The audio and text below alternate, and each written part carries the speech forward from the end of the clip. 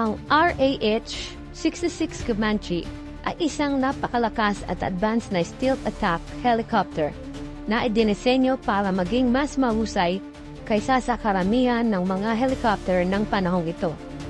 Ang layunin ng proyektong ito ay magkaroon ng helicopter na mahirap ma-detect ng mga radar dahil ito ay isang stealth attack helicopter, mabilis at highly maneuverable para sa mga surveillance at attack mission.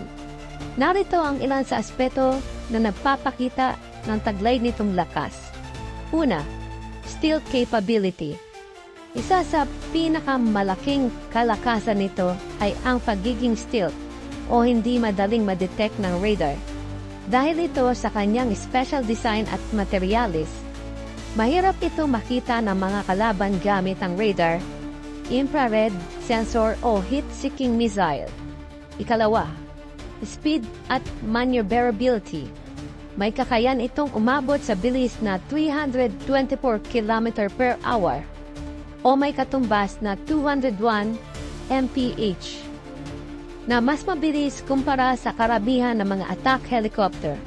Ang kanyang compact at streamlined design ay nagbibigay din dito ng mataas na maneuverability, kaya magaling ito sa mga high-risk environment lalo na sa urban combat at close-quarter operation.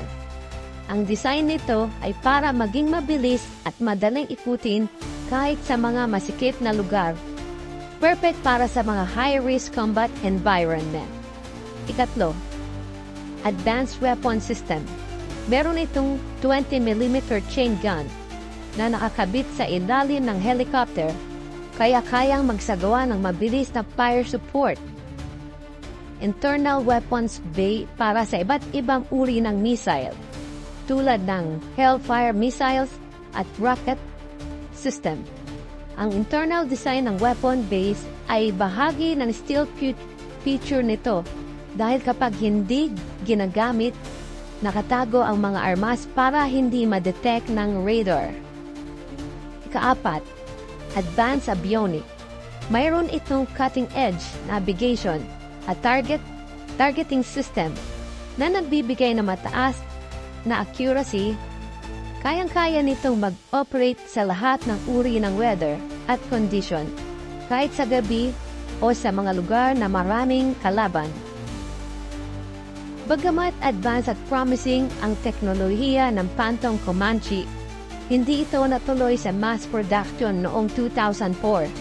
Kinansela ang programa dahil sa mataas na gastos at nabago ang pangangailangan ng militar.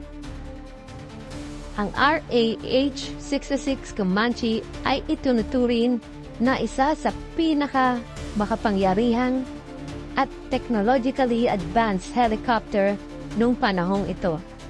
At ito ay may 2 prototype unit na naka-standby sa US military base sa Hawaii at posibleng gamitin ng mga assault operation, at may kakayan itong 2 stealth attack helicopter na wasakin ang buong artificial military base ng China sa South China Sea sa loob lamang ng 2 oras dahil sa hindi ito nadedetect ng radar at sa taglay na bilis at dami ng mga missile at rocket na kaya niyang i-load para sa mga ground assault operation.